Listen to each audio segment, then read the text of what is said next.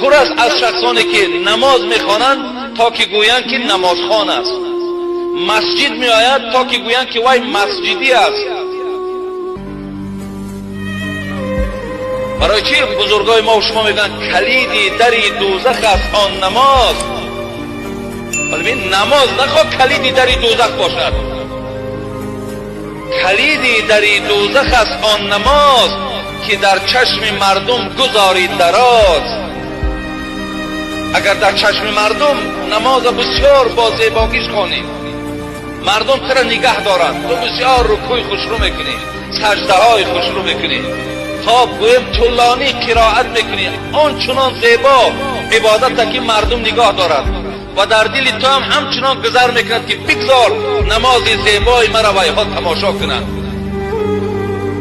حضرت ها چی گفتن؟ کلید در دوزخ است آن نماز.